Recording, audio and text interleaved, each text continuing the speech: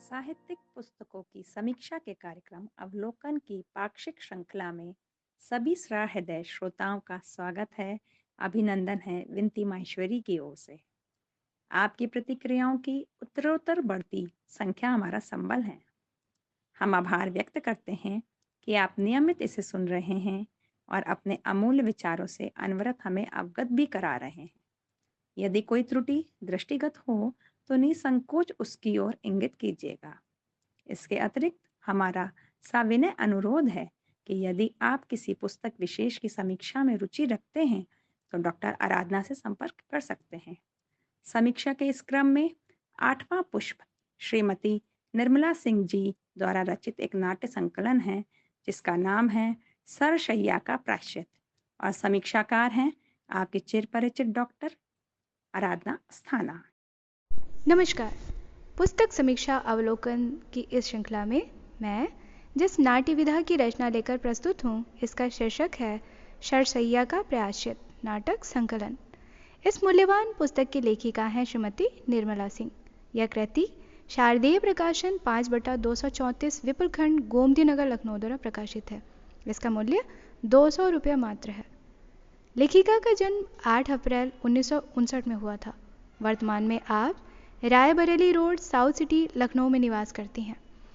आपकी प्रमुख प्रकाशित पुस्तकें हैं नारी अनुगुंज कविता संग्रह, पथ का ध्येय कविता संग्रह, ककहरा उपन्यास, हस्तक्षेप लघु कथा संग्रह।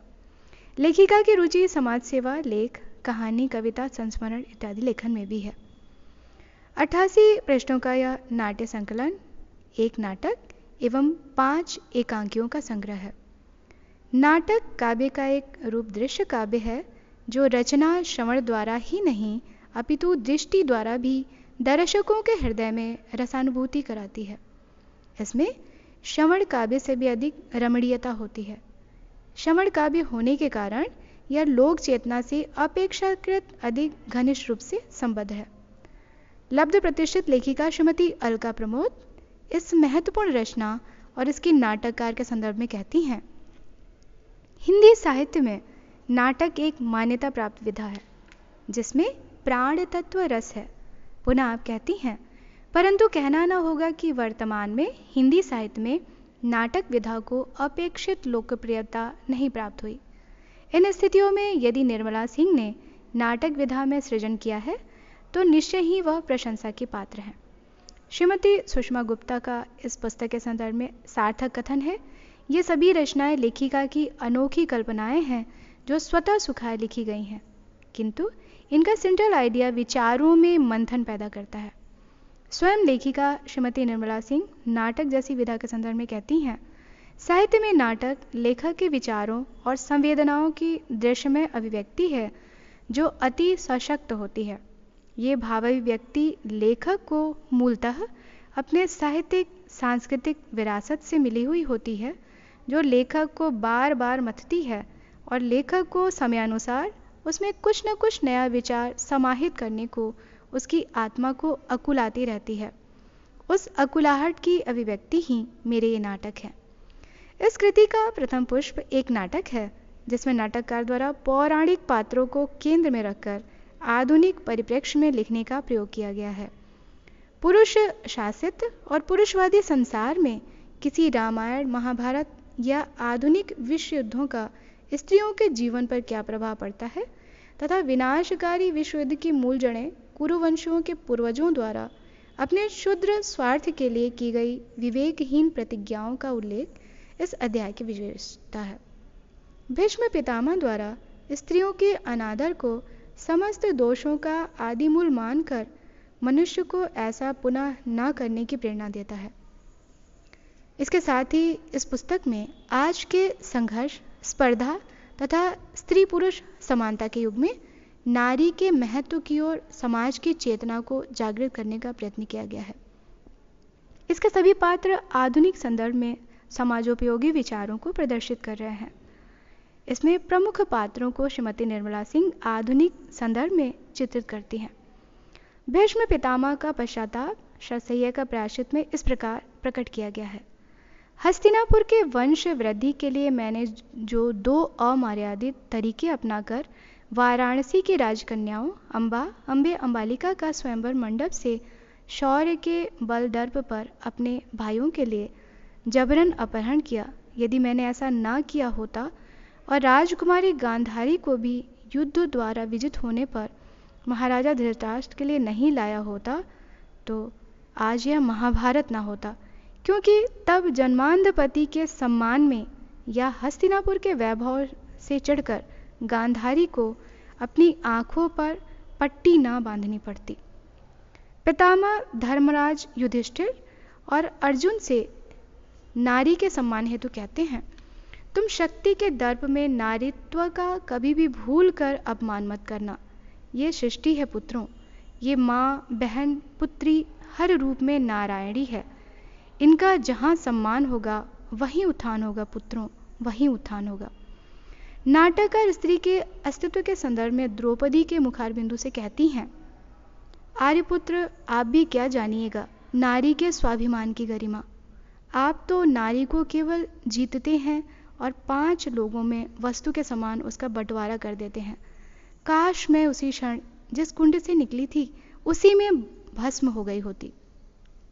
यह लेखिका की नई सोच एवं नारी चेतना तथा वर्तमान स्त्री विमर्श की भावना को भी प्रदर्शित करता है।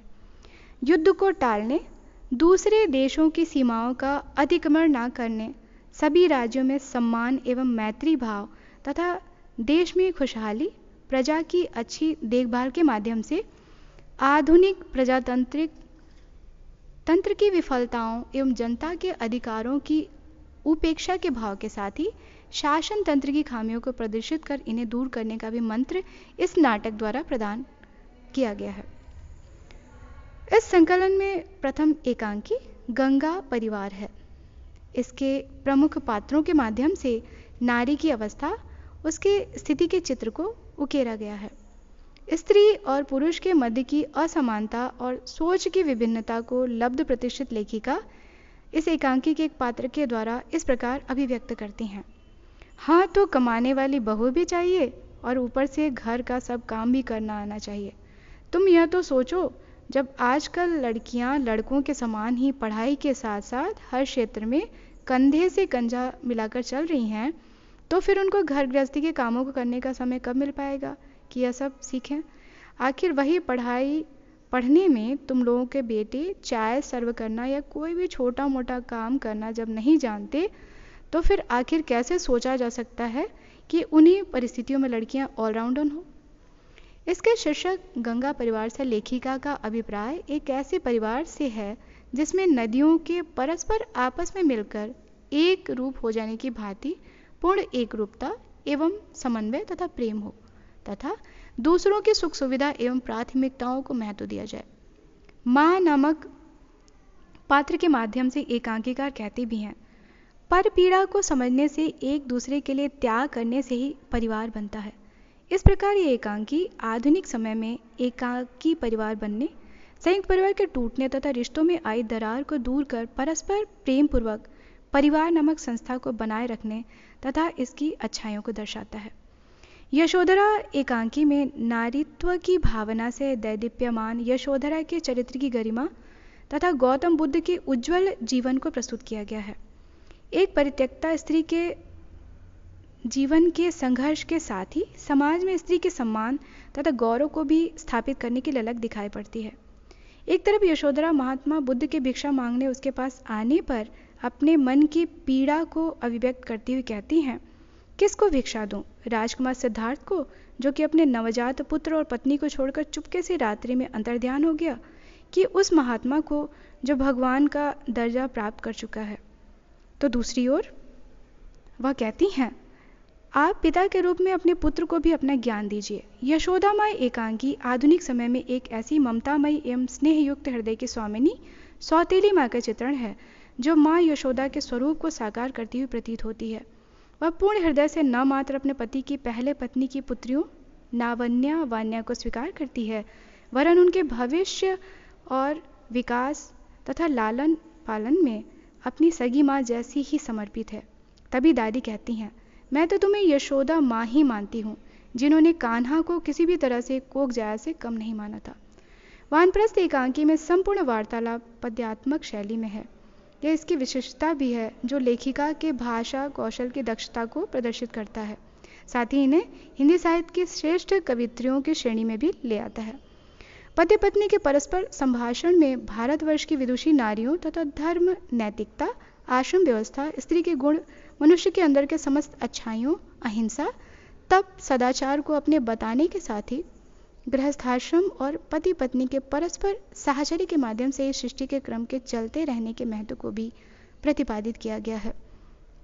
ऋषि के माध्यम से श्रीमती निर्मला सिंह इस भावना को प्रदर्शित कर रही हैं। पुत्री, पति बिन पूर्ण होगी तेरी ये आहुति, सांसारिकता का केवल साथ नहीं पति पत्नी का होता।